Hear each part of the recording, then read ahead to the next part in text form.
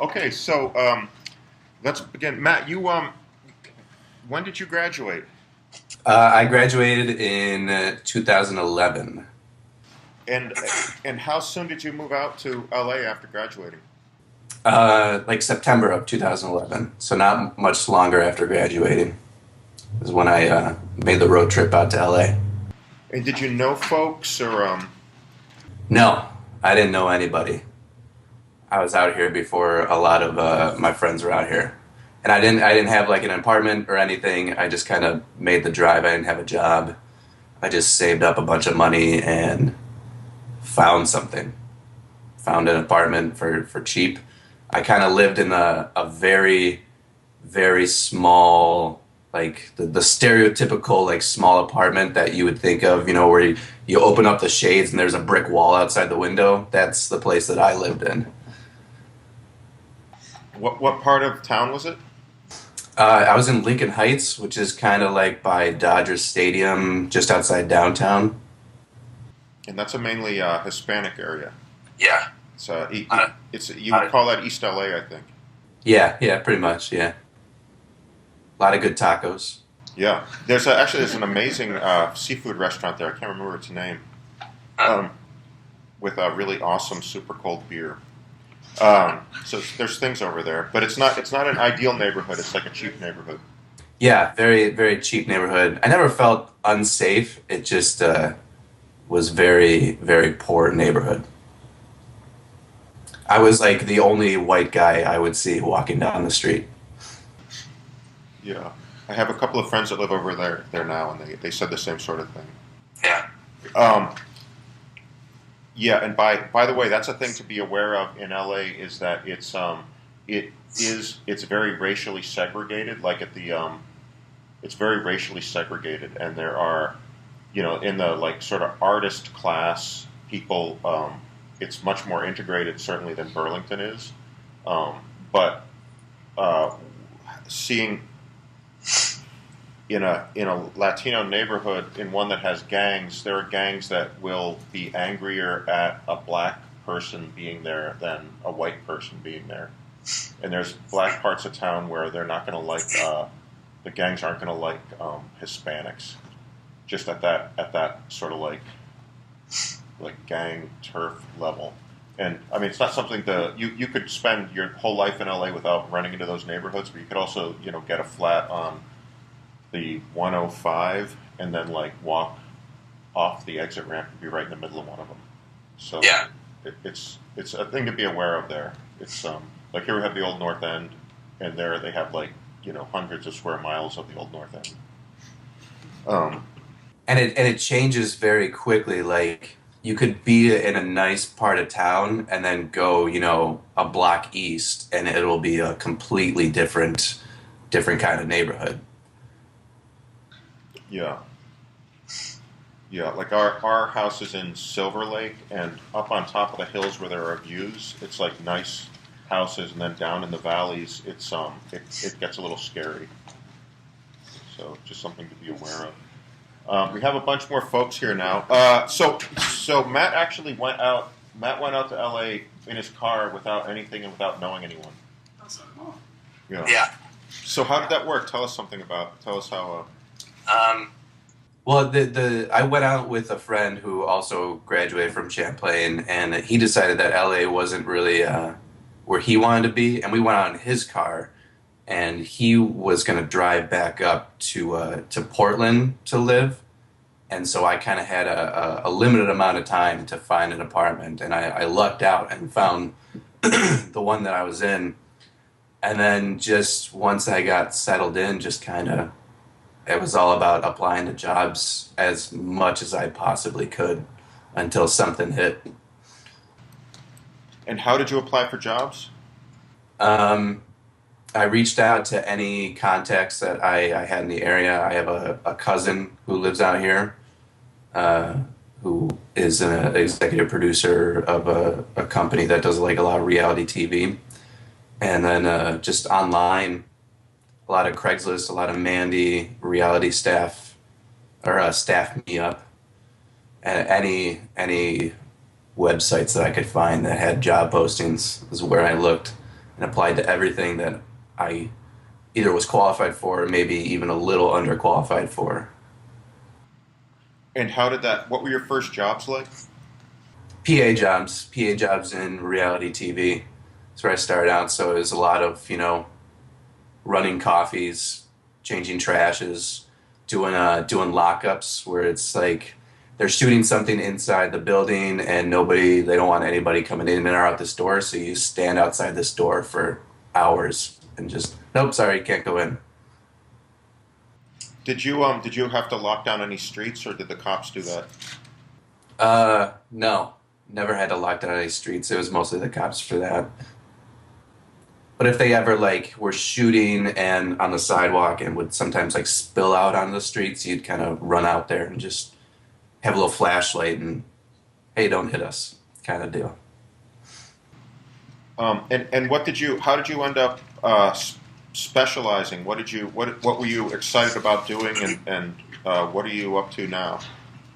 Well, I guess I moved up. I knew I wanted to get in the camera department, and after PAing for about 3/4 of a year, I want to say, the job I was working on a show called Bar Rescue, which is on Spike TV, and a lot of the camera operators and the assistant cameramen were quitting mid-season, and so they needed people to move up, so I got bumped up to the camera PA, and then after being the camera PA, started getting AC jobs, and it just kind of took off from there. And I'm a full-time assistant cameraman, sometimes operator now. And why did they decide to move you up to camera PA from regular guy who picks up the empty cups? Right, yeah. Well, I definitely made sure I let them know that it was something I was interested in and I had experience in. And I guess having a good attitude and being good at your job and not bitching about the work that you're doing puts a good image in their minds. So they took a chance, giving me an opportunity to work as the camera PA, and it worked out. And when you were just a regular PA, did you know the guys and gals in the camera department? What were they like? No, I didn't know them, but that's kind of like, as a PA, you want to shake hands with everybody. You want to get to know everybody. You want everybody to remember you, so that on the next job, you're not just, who was that PA who we worked on? Never mind, we'll call the one that we know. You want to be the guy that they know to call.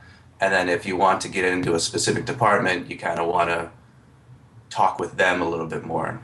Like on Bar Rescue, when I was talking with all the camera operators and ACs and stuff like that, they run this really cool motion control time-lapse rig called the Cam Block. And so I was asking them a whole bunch of questions about that. And now I'm one of the few people that company knows who can run that piece of equipment. So when they have a show that they use that piece of equipment on, they come to me or a few other people because we know how to run it. Did you ever get waters for the folks on the camera crew when you were a PA, or ask them if they wanted water or anything? Yeah, that's that's part of the job. Usually, if you're not doing anything, it doesn't look good. You don't want to just be standing around. So you try to make busy work for yourself. So there would be times where I'd be, asking people every 5 minutes, "Hey, you want water? Anybody?" But I would go to the camera crew a lot specifically, just to get to know them better and try to buddy up with them. And do you guys have any questions? Some of you people want. Yeah, I've got one. Hey, I'm Colby. So, when you said you were doing PA work for 3/4 of a year, were you getting paid sometimes for that work, or were you just living off of the stuff you saved up? Most of the work I was getting paid for, yeah. PA rate is not very good. It's $125 for reality TV, $125 for a 12-hour day, which averages out to be $8 something an hour. So it's not the most livable wage. So I was definitely still, you know, chomping away at what I had saved. But most of the stuff that I got paid for. How much did you save to drive out? I want to say like a little over $2,000, but I would suggest more because it got low at times.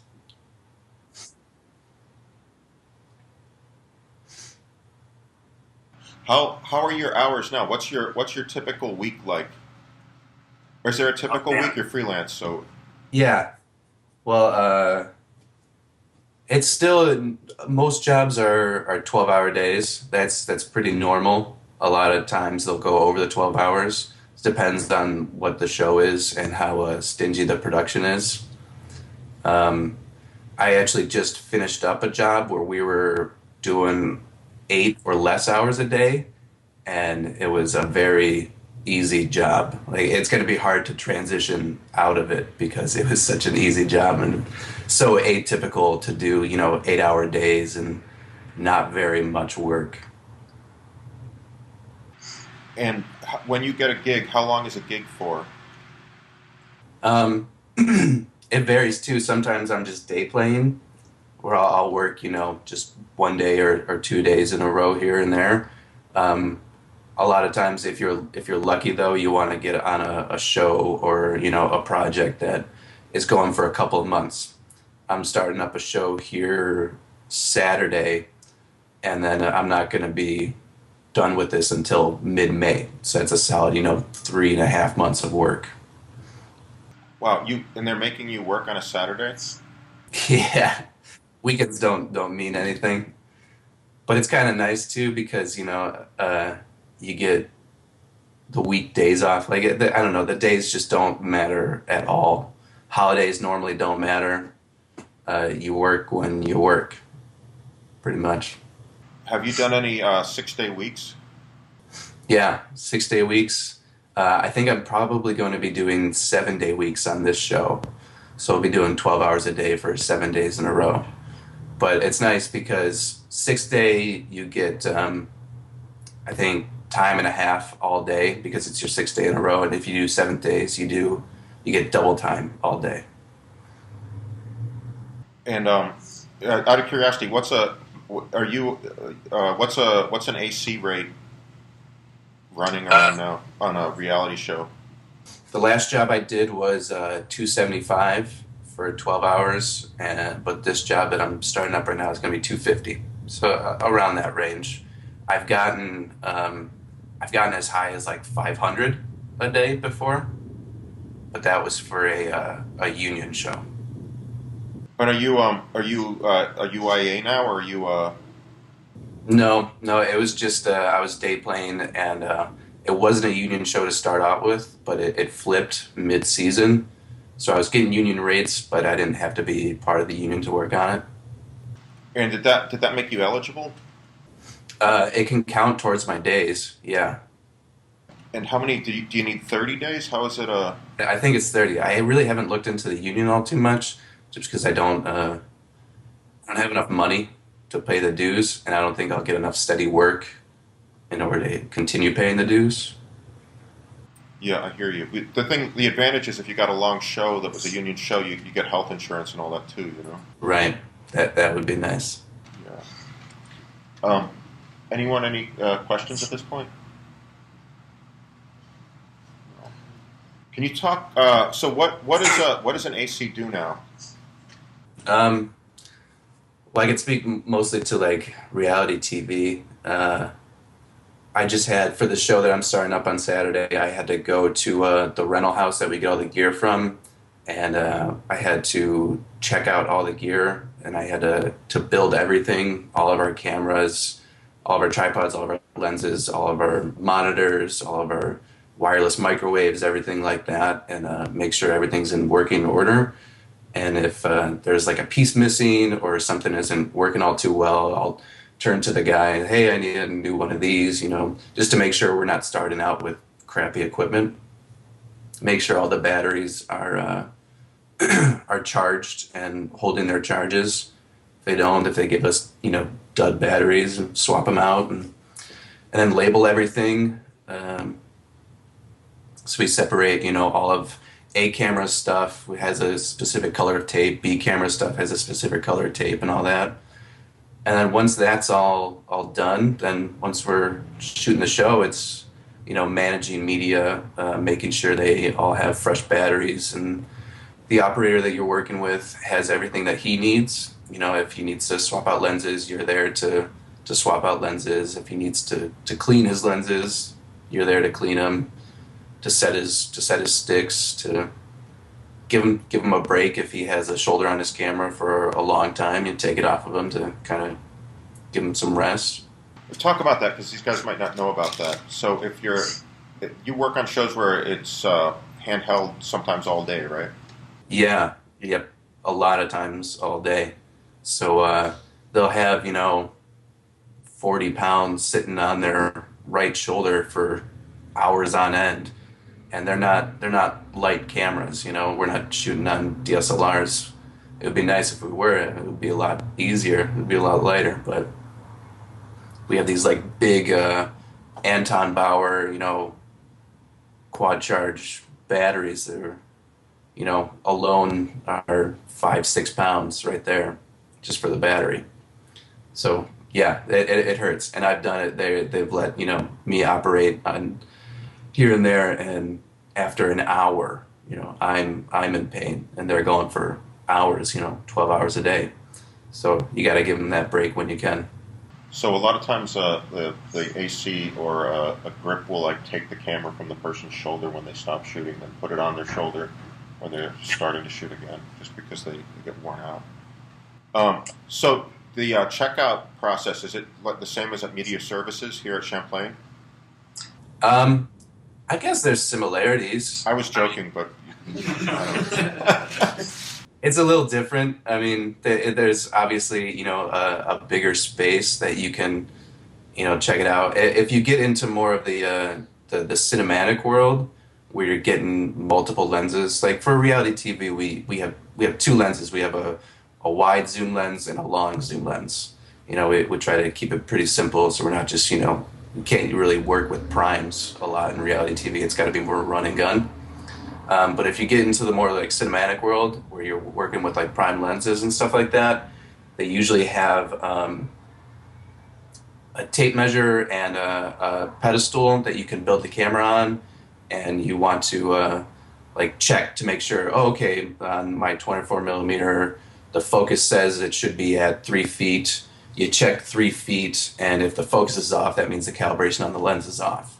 And you want to check all that kind of stuff. So it gets a little bit more in depth when you're doing that kind of stuff.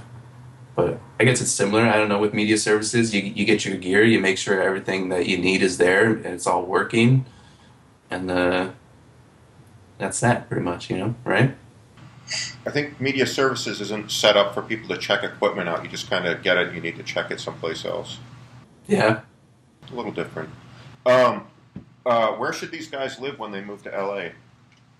Oh man, there's a multitude of places. I don't know. There's always, it's so big. I'm still learning new neighborhoods. I have friends, like you guys talked, was it this class that talked to John, Rob? Yeah, they just talked to John. Yeah. He said that they should move to Silver Lake Echo Park. Yeah, so that's a really nice area. There's always, if you want more beach access, there's, Santa Monica, Venice. I've had a friend who, lives down in Long Beach, which can be kind of a commute to if you're working up in LA, but it's a nice area. I live in Sherman Oaks, which is in the valley, just north of Beverly Hills, over the hills. West LA is nice. Culver City is nice. Koreatown can have some charming places. Oh, those old apartment buildings are really cool. Yeah. That's what I've been looking for. I've been looking for something with a little more character, more Burlington-like. Yeah, I hear that. Yeah. Okay, so he's told you where you should move. He's told you. Yeah, there's a question, right? Yeah, I've got a question about dealing with rental houses when you're like checking lenses? If you realize that the calibration is off, do you have to do that manually by yourself, or do you just like tell the people at the rental house, like, yo, you gotta fix this lens? Usually, tell the people that run a house, if it's off by like a minuscule amount, it's kind of negligible, and you can work with it. But you want to make sure it's not like crazy bad. But they want to give you good equipment. If you ask them to just get another lens, they'll get you another lens. Yeah, I'm just curious, like, how do you change the focus plane, like, on a lens? I don't know. I haven't really got into If it's engineering of lenses, so that would be something that a camera tech would, like a guy who I was about to say lives works at the camera house would do, and it's done with shims, like really super thin pieces of metal to change the. Although aren't there some ENG cameras? I don't know about this part, but that have like a back focus, automatic back focus adjustment or something. Yeah, back focus. That's something we deal with a lot because we use these ENG lenses. It's like basically it's telling you when you zoom in on the subject and get it in focus and zoom out, it should still be in focus, and then you zoom back in, it should keep its focus.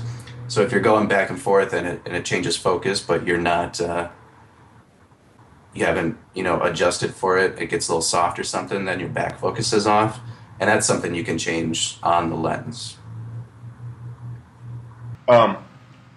Anyone, any questions about how many of you are thinking of going to LA? All right. Okay. Any questions for Matt? Anyone wondering about anything? How many miles do you drive a week? Or do you work all over town, or do you work just in one studio? Or yeah, no, I work all over town, so it kind of changes. It's nice to be more centrally located in Los Angeles, so you can get everywhere kind of easier because it changes all the time. And LA has what's called a studio zone. So I think it's like a 30-mile radius outside of the city. It's like Hollywood and Vine, right? Sorry? I think the middle of the center point is Hollywood and Vine for the studio zone. Yeah, I'm not sure where the center point is, but there's maps up online, and basically a production when if they have their location inside of that zone, then you're required to drive yourself, and they don't have to pay you mileage. But if it's outside of the zone and you drive yourself, then they have to pay you for your mileage. And it's something like 40 cents a mile or something like that you drive. But you're getting murdered if you're outside of the zone, because it means that you're going to have like an hour or more drive. Yeah. Do that. Matt, I don't know if I told you this, I had like I was a gaffer on a show it was all-night shoots in I want to say Valencia, and we would get called to work at like 4 p.m. I lived in downtown LA, Little Tokyo, and I would have to drive with all the commuters in rush hour traffic to get to my job. And then at like 7 or 8 in the morning, we'd get released, and I would have to drive into LA with all the traffic jams there. And I actually used to on the way home fall asleep in my car, and I would wake up on the 101 because someone would honk behind me. Because you're stuck in traffic? Yeah, it was like stop and go traffic, and my car would stop, and I would fall asleep, and I'd hear like meh meh, and I would wake up and. Yeah. Can you talk a little bit about that, about like hours and safety on set and things? Obviously, that's not what you should do,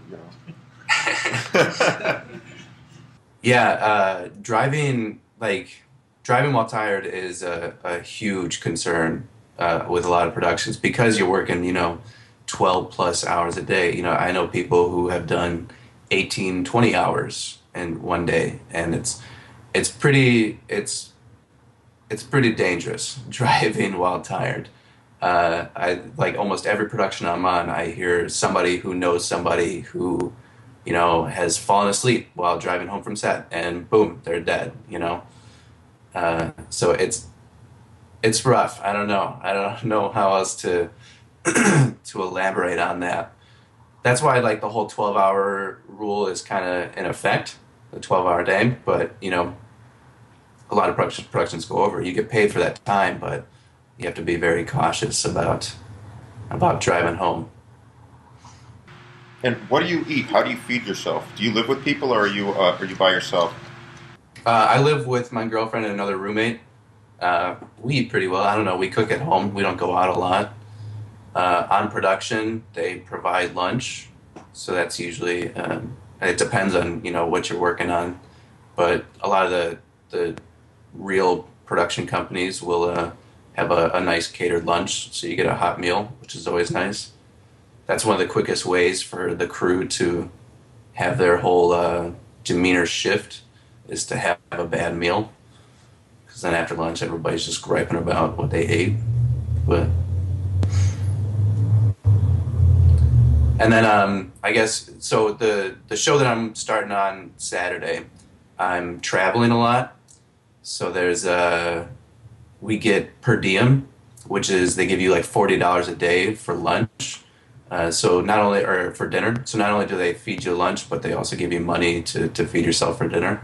So that's like extra money in the pocket, which is nice. And on a 12-hour day, if it runs over, you get a second meal, right? Yeah, if it runs over, you get a second meal, which is usually pizza, which kind of sucks. But what's the chicken place out there? I'm trying to remember. There was a place that used to, a lot of times second meals would be this grilled chicken place. Are you talking about El Pollo Loco? Pollo Loco is what I was thinking of. Crazy chicken. Yeah, crazy chickens. Do you have any advice for these guys? Many of them they're graduating in like 2 weeks, and they're concerned about what will happen next. These are seniors, right? But there's a sprinkling, but it's mainly seniors. Yeah. So everybody's got their films done then? Everyone's films are done. Yeah. Cool. I don't know. It's work hard. I mean, just don't burn bridges. If you're gonna meet a lot of people who you don't agree with, and you're gonna either think you're better than them or know that you can do a better job than them, but kind of just know your place and work your way up. It is really all it is. Don't backlash on anybody. Don't talk dirty behind people's backs. I mean, there's a lot of that. My cousin, who I said was an executive producer, he was telling me a story. Just walking by the halls in his production company, he heard somebody made some kind of offhand joke to somebody else, and like he said, he saw, boom, in that instant, that guy's career was over, at least at that company. So just kind of watch what you say to people, and just be a good worker. Just be somebody that people want to have around. Yeah, I think that's a great thing to say. You want to be somebody that people want to have around. Yeah. And even like if you don't know as much as somebody else, if you have a better attitude than them and you get along well, I mean, like being on the road with a show, you're spending not only all your work days together, but all your off days together too. So you gotta be able to get along with people. People have to like you. So that's almost more important than your skill set. Yeah, that's great advice. This writer told me, what's his name? Jerry Stahl. He wrote Permanent Midnight. He does like a lot of studio screenplays. He said that sometimes he'd go in to pitch a project. Like they'll have there's things called open writing assignments, OWAs, and they'll have a bunch of writers come in and pitch their take on a project. And he would go into a studio and like pitch to the executives, and they wouldn't like any of his ideas, and then he would get hired anyway. And he said he thinks it's because they wanted to hang out with him for a year. Like they knew he was a guy that they would have to hang out with and spend time with for a year, and he just was, someone who obviously he's able to do the job, but he was someone that they enjoyed being with. Yeah, definitely. So we might cut you loose in a second, Matt, but I want to make sure that everyone has their. Is anyone here interested in camera? You might want to ask Matt what type of cameras are getting used now, or. Yeah. Do you? Yeah. I guess What are you guys working? What are you guys working with over there? just DSLRs, pretty much. Pretty much only DSLRs. So we just bought a first Black Magic. Okay. I've never worked with the Blackmagic, so I don't know. I don't know that camera. A lot of C300s, Canon. Just worked with the Sony FS700, which I enjoy working with. A lot of these reality shows, they do the Sony F800s, which are like big broadcast ENG style cameras.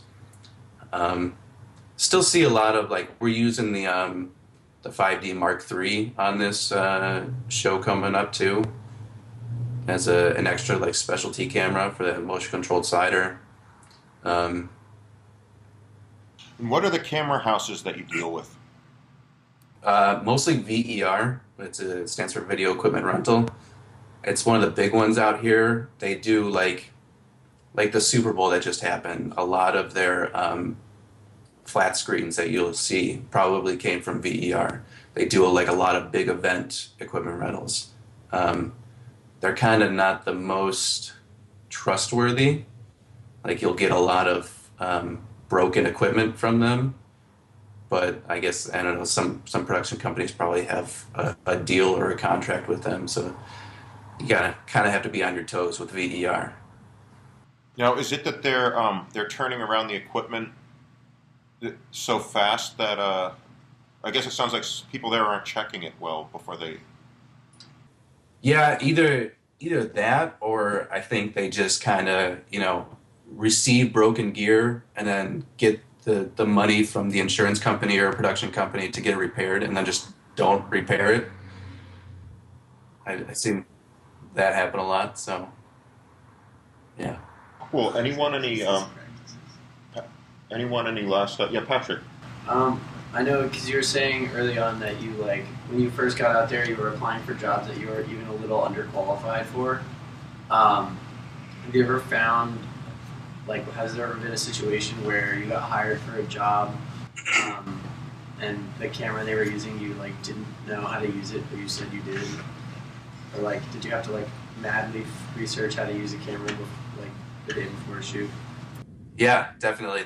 The last job that I just finished, I just wrapped up working on Fantasy Factory on MTV, and they were using the FS700, and I did not know that camera coming into it.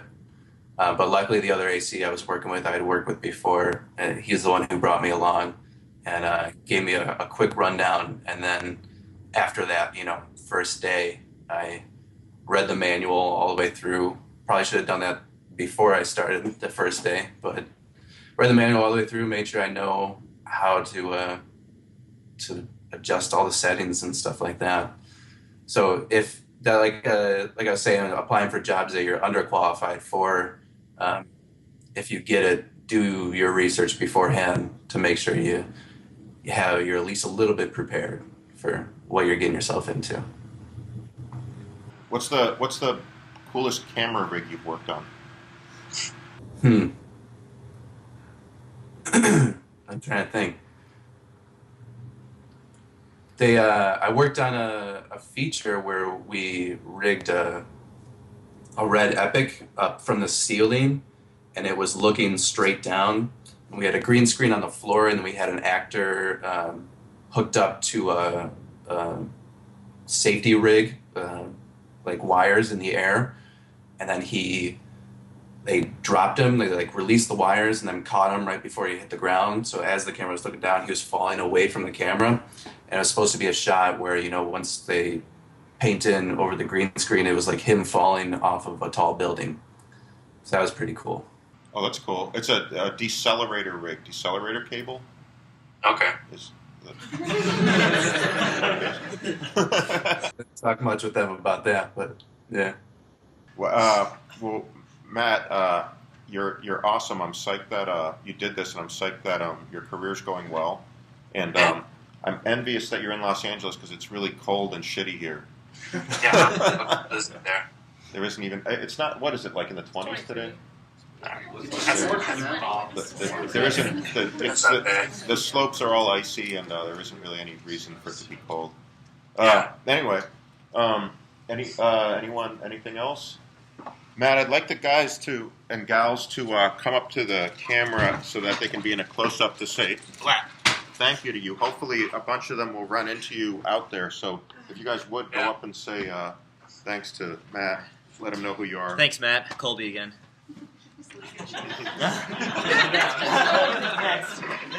Current one of